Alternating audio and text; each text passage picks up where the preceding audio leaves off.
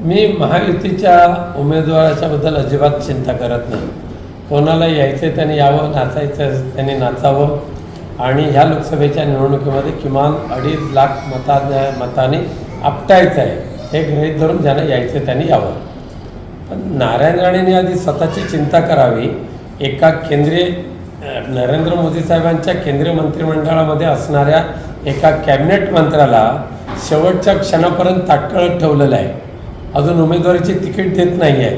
त्यामुळे त्यांची योग्यता नेमकी राजकारणात किती आहे ते त्यांना दिसून आलेली आहे. नारायण राणेंची विचार करण्याची ही कॅपॅसिटी किती आहे.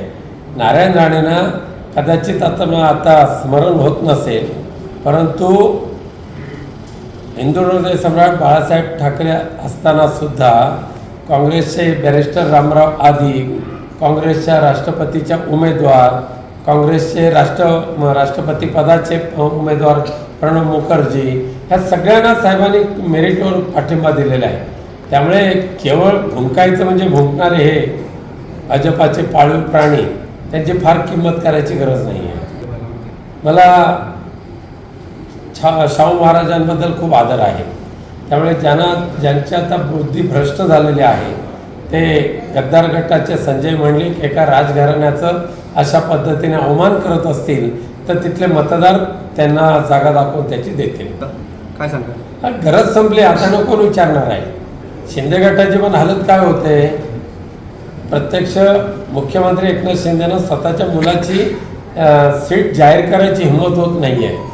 म्हणजे जी अवस्था अजितदादांची आहे त्याच्यापेक्षा भयानक अवस्था शिंदे गटाची होणार आहे, आत्ता होते. आणि विधानसभेला तर हे दुर्बीण घेऊन यांना शोधावं लागेल.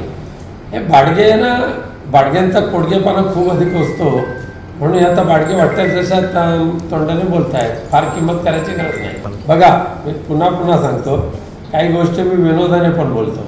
इथे विरोधकातल्या सगळ्यांनी एकत्रित येऊन जरी लढायचं ठरवलं तरी आमची काय हरकत नाही. ठीक आहे, एवढं त्यांनी मान्य केलं, त्यांच्या मनाचा मोठेपणा. चंद्रकांत पाटला किंमत मिळत नाही. आत्तासुद्धा माझ्याकडे रत्नागिरीतले आंबा बागायतदार येऊन गेले.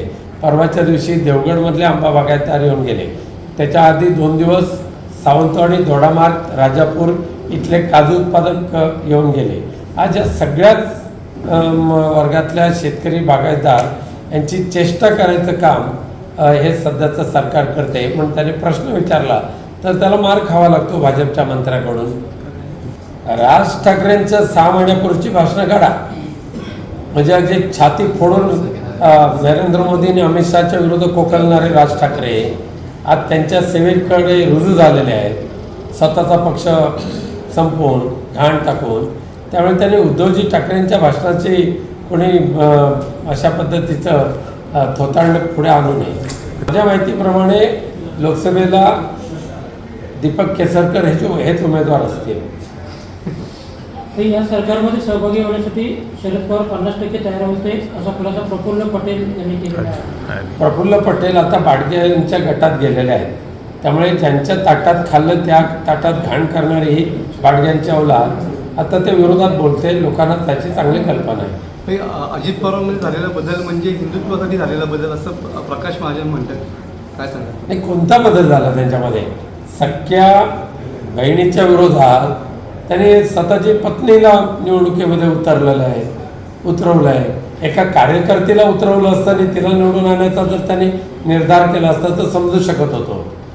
तुम्हाला सुद्धा तुमच्या कुटुंबातल्या परिवारातल्या लोकांशिवाय कोण समोर तुमचा कार्यकर्ता दिसलाच नाही, अजिबात नाही. विनोद वस्ताळकरांनी त्याला ठामपणे नकार दिलेला आहे. अखेर पक्षप्रमुख जे सांगतील ते मान्य करतील.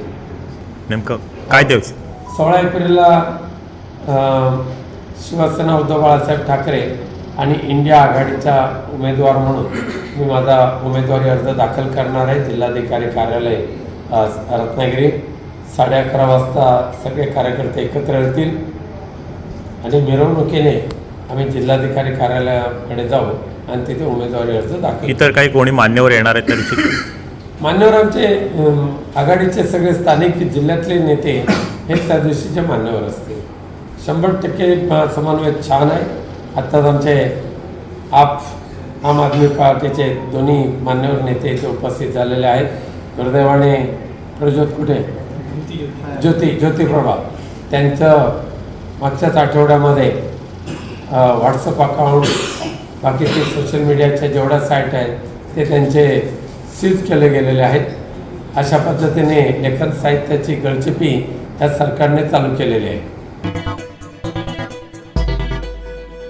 टाइम्स डिजिटलला लाईक करा, सबस्क्राईब करा, शेअर करा आणि बेल आयकॉन दाबायला विसरू नका. पाहत रहा टाइम्स डिजिटल.